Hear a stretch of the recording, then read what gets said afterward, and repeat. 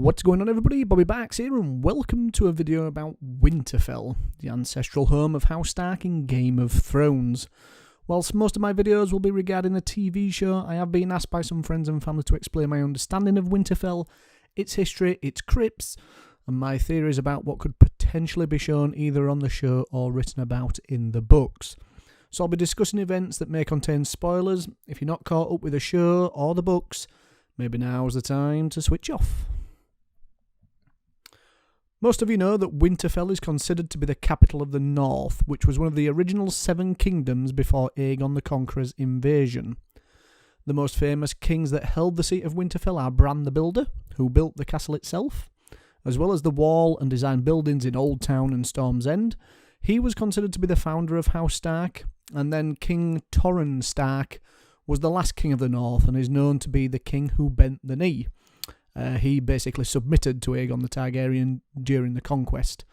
So since then, the Starks have held the title of Lords and Wardens of the North. I'll do a video on House Stark in the future, but for the purpose of this video, we'll talk about the castle itself.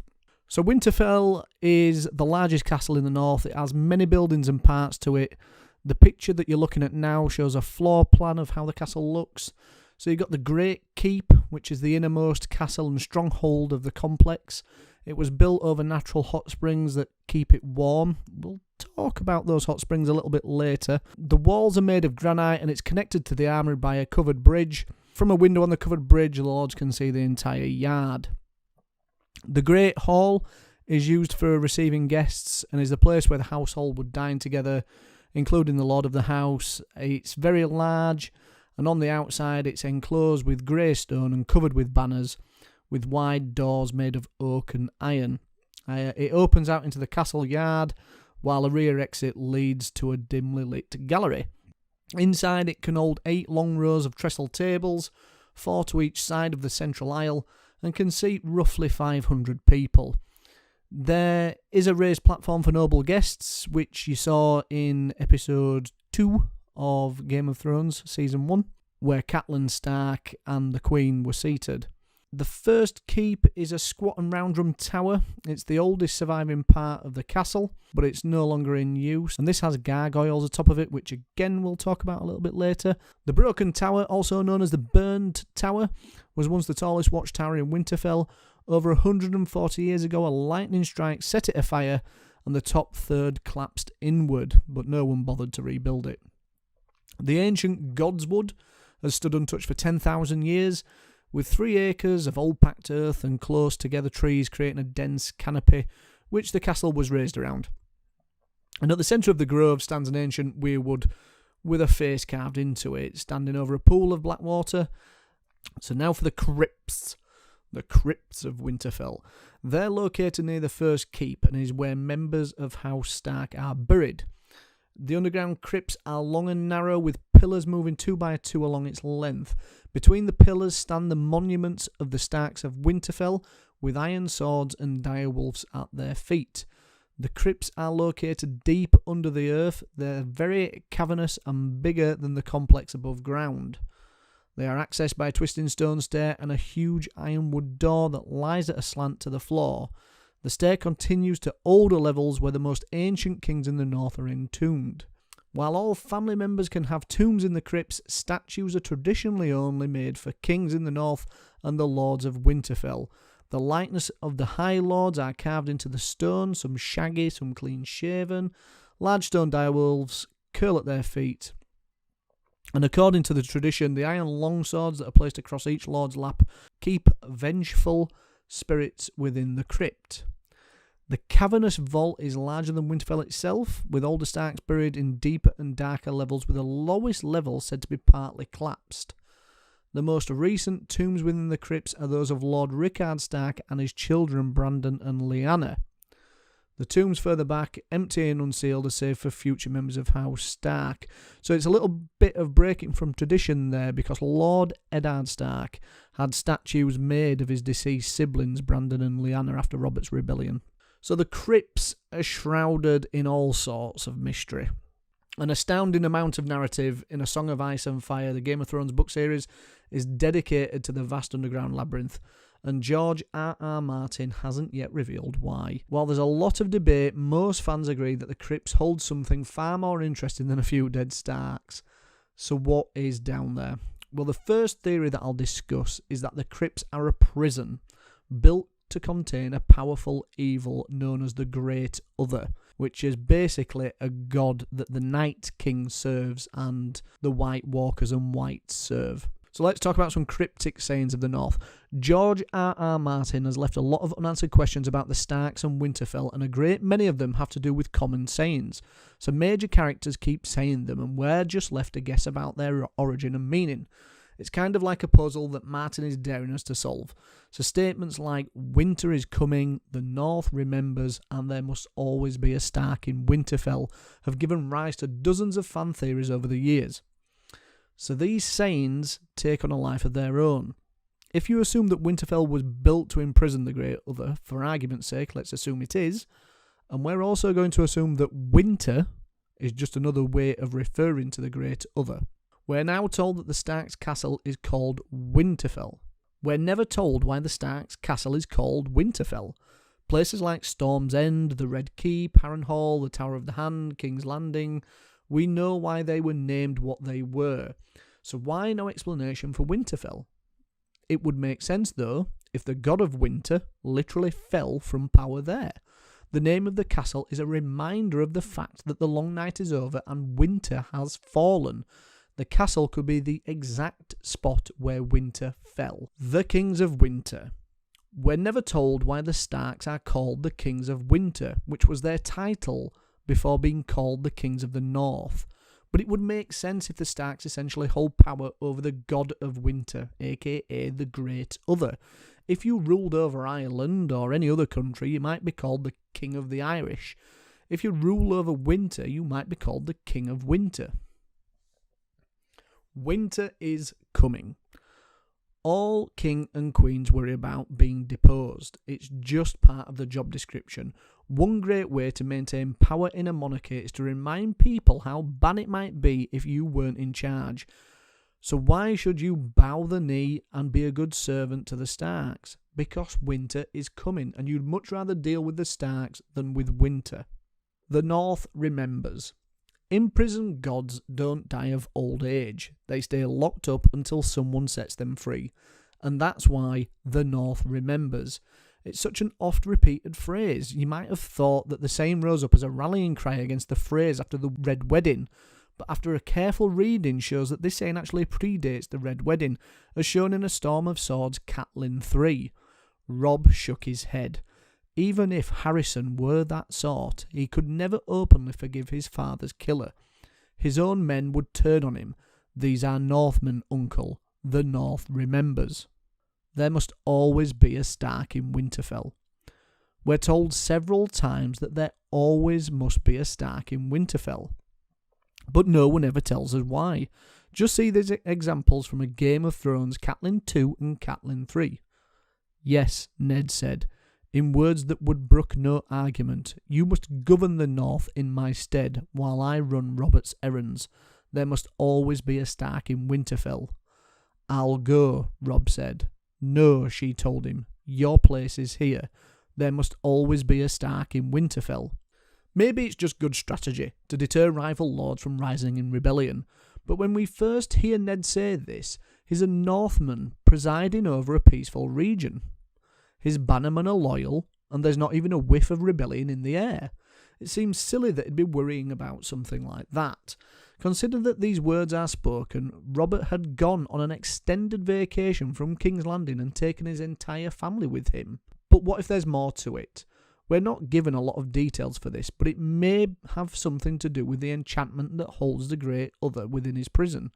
We know the Starks are blood descendants of Bran the Builder, and blood magic is the strongest kind of magic. So it's a reach, but perhaps the mere presence of a Stark is required to maintain the bonds that keep winter from escaping. The Winterfell crypts would make for a good prison for the Great Other. The crypts of Winterfell are enormous. This quote from A Dance of Dragons, The Turncloak, illustrates that point. There are lower levels, older. The lowest level is partly collapsed, I hear. I have never been down there. He pushed the door open and led them out into a long vaulted tunnel where mighty granite pillars marched 2 by 2 into blackness. The crypts are built below the oldest building in Winterfell, the First Keep, as described in A Dance of Dragon and The World of Ice and Fire. The entrance to the crypts was in the oldest section of the castle, near the foot of the First Keep, which had sat unused for hundreds of years. Within its walls, the castle sprawls across several acres of land, encompassing many freestanding buildings. The oldest of these, a long-abandoned tower, round and squat and covered with gargoyles, has become known as the First Keep. So the First Keep was built by Bran the Builder. He raised both Winterfell and the Wall thousands of years ago, like we've discussed. And Bran the Builder is also known to have built these other famous buildings and structures and standings and blah-de-blah-de-blah. He built the incredibly high tower in Old Town, as explained in A World of Ice and Fire. That tower, we are told, rose 200 feet above the harbour. Some say it was designed by Brandon the Builder. He helped build Storm's End, a castle famously known to be god-proof. This is explained in A World of Ice and Fire, the Stormlands. In their wrath, they, the gods, sent howling winds and lashing rains to knock down every castle Duran dared to build, until a young boy helped him erect one so strong and cunningly made that it could defy their gales. The boy grew to be Brandon the Builder. Duran became the first Storm King, with Elenai at his side. He lived and reigned at Storm's End for 1,000 years, or so the stories claim. Bran also knew how to build using magic, according to A Clash of Kings Catelyn 3, a 7th castle he raised, most massive of all. Some said the children of the forest helped him build it, shaping the stones with magic. Others claimed that a small boy told him what he must do, a boy who would grow to be Bran the Builder. And most importantly, he built the wall, according to A Storm of Swords, Samwell 5. Maester Aemon, calm as always, said, "Your Grace, the Night's Watch has been choosing its own leader since Brandon the Builder raised the wall." Winterfell doesn't seem as special as Bran's other works. Each of these structures are amazing in some way, but Winterfell, by comparison, just doesn't seem that special. Bran did all of this right after the Long Night. In other words, just after the others were defeated. Legend says that Brandon the Builder raised Winterfell after the generation-long winter known as the Long Night. So maybe Bran the Builder wasn't planning the mighty castle that Winterfell would become. Maybe, instead, he was building a subterranean prison. If so, the First Keep just seems unimpressive because the bulk of his labour took place underground. Winterfell has another interesting feature. It was built directly over a geological marvel, hot springs. This quote from A Game of Thrones Catelyn 2 explains it. The castle has been built over natural hot springs, and the scalding waters rush through its walls and chambers like blood through a man's body, driving the chill from the stone halls, filling the glass gardens with a moist warmth, keeping the earth from freezing. Open pools smoked day and night in a dozen small courtyards. That was a little thing. In summer, in winter, it was the difference between life and death. Underground caverns surrounded by heat. Sounds like the logical place to imprison a god of ice magic, right? So what else are we told about the crypts? Despite all the geological warmth coming from the underground, it's still a very cold place. Mostly this is explained in A Dance of Dragon, the Turncloak. The way was narrow and steep, the steps worn in the centre by centuries of feet. They were single file, the sergeant with a lantern, then Theon and Lady Dustin, her other man behind them. He had always thought of the crypts as cold, and so they seemed in summer. But now as they descended, the air grew warmer. Not warm, never warm, but warmer than above. Down there, below the earth, it would seem, the chill was constant, unchanging. This is further highlighted in A Game of Thrones Eddard 1. He led the way between the pillars, and Robert followed wordlessly, shivering in the subterranean chill. It was always cold down here.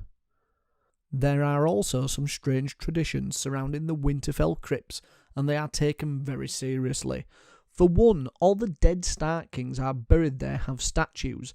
Each of these statues have stone direwolves at their feet and an iron sword across their laps. Only the Lords of Winterfell have statues in the Winterfell crypts, except Brandon and Lyanna, like we've already discussed, which is a major break from that tradition. This is explained more in a Game of Thrones Eddard 1. In long rows they sat, blind eyes staring out into eternal darkness, while great stone direwolves curled round their feet. The shifting shadows made the stone figures seem to stir as the living passed by. By ancient custom, an iron longsword had been laid across the lap of each who had been Lord of Winterfell, to keep the vengeful spirits in their crypts. As you can see in the quote, that Ned seemed to think the iron sword is meant to keep the vengeful spirits in their crypts. Ned isn't the only one concerned about this. Theon also believes it in A Dance of Dragons, A Ghost of Winterfell. He was trapped here with the ghosts. The old ghosts from the crypts and the younger ones that he had made himself. My work, my ghosts, they are all here, and they are angry. He thought of the crypts and those missing swords. One final bit of evidence is that Jon has strange dreams about the crypts, as do Ned, Bran and Rickon. This is explained thoroughly when Sam and Jon talk in A Game of Thrones Jon 4. And then I find myself in front of the door to the crypts. Somehow I know I have to go down there, but I don't want to. I'm afraid of what might be waiting for me. The old kings of winter are down there, sitting on their thrones with their stone wolves at their feet, and iron swords across their laps. But it's not them I'm afraid of. I scream that I'm not a Stark, that this isn't my place, but it's no good. I have to go anyway. It gets darker and darker until I want to scream. In conclusion, the Winterfell crypts are ancient, constantly mentioned throughout the books, and they are surrounded by mystery. The lowest level is collapsed, barring entry, and Jon is scared of something in there that isn't the dead kings of winter. It feels like George R.R. Martin is setting us up for a big reveal about those crypts, and my guess is that the crypts are a prison for the Great Other. If it is, then maybe Hodor, when he was a boy, got lost in the crypts and found himself face to face with the Great Other. It's said that Hodor's origin in the books will be depicted differently than the way it occurred on the show, and my theory is that it has something to do with those crypts. So the second possibility about the crypts is that it is harbouring a dragon. Although I think this is less likely than the Great Other theory, I do believe there is enough evidence for it to warrant some discussion. It turns out that where there's smoke, there's fire. Pun intended. So why do people think there might be a dragon at Winterfell? Winterfell is built directly over a geological marvel, the hot springs. Remember the quote about it from A Game of Thrones Catelyn 2 we discussed earlier? These hot springs are heated, the Maesters say, by the furnaces of the world, which appear only in 2 other places in the entire world. Both of those places are associated with dragons. Here's a description from A World of Ice and Fire, the Winterfell chapter. Hot springs, such as the one beneath Winterfell, have been shown to be heated by the furnaces of the world, the same fires that made the 14 flames, or the smoking mountain of Dragonstone. If you don't know, the 14 flames are located in Valyria, where dragons were first discovered, and Dragonstone is where the Targaryens lived before invading Westeros. So do gargoyles provide a big clue? There's another interesting similarity between Winterfell and Dragonstone, in that Winterfell has gargoyles, and Winterfell and Dragonstone are the only 2 places in the whole of Westeros with gargoyles. So here's where things get weird. There's a Reddit contributor called Pobeb who theorises that what it would mean if gargoyles aren't just for show. What if they had a practical purpose? Maybe, Pobeb suggests, gargoyles are used to bind dragons. Sounds crazy, right? And why the heck would there be a dragon at Winterfell? As it turns out, it's not unheard of, according to this quote from The World of Ice and Fire in its Winterfell chapter. Yet the small folk of Winterfell and the Winter Town have been known to claim that the springs are heated by the breath of a dragon that sleeps beneath the castle. So do dragons live beneath Winterfell? Really? Can we really believe a dragon lives beneath Winterfell? The small folk aren't the only ones who speak of a dragon activity below Winterfell. Mushroom, who was the court fool for some very important Targaryens, also thought there was a dragon activity below the castle. Mushroom was believed to be a lackwit, causing nobles to speak more freely around him. Here's one quote about his claim, The World of Ice and Fire, Winterfell.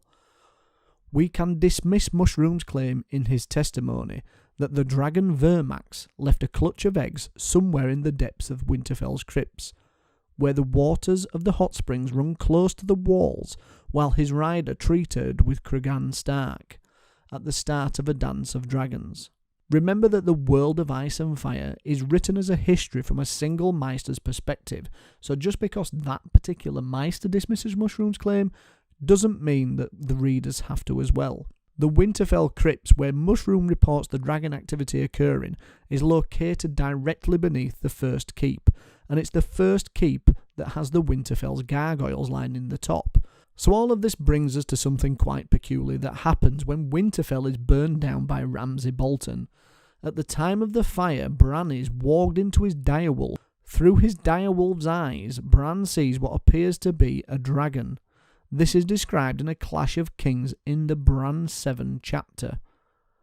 The smoke and ash clouded his eyes, and in the sky he saw a great winged snake whose roar was a river of flame. He bared his teeth, but then the snake was gone. And what do you know, when Bran emerges from the crypts, he finds the gargoyles have been destroyed. The sky was a pale grey, and smoke eddied all around them. They stood in the shadow of the first keep, or what remained of it. One whole side of the building had torn loose and fallen away. Stone and shattered gargoyles lay strewn across the yard. So if there was a dragon in the crypts of Winterfell, it probably isn't there now. Instead, it could have escaped when Winterfell was burned by Ramsay Bolton and the gargoyles were destroyed. But why was it there in the first place? I think it's less likely that a dragon was living there than the crypts being a prison for the Great Other. However, it is possible. So let me know what you guys think of the theories we've discussed and whether there's any other possibilities with Winterfell. Thanks for watching, and I'll see you in the next video. Bye for now.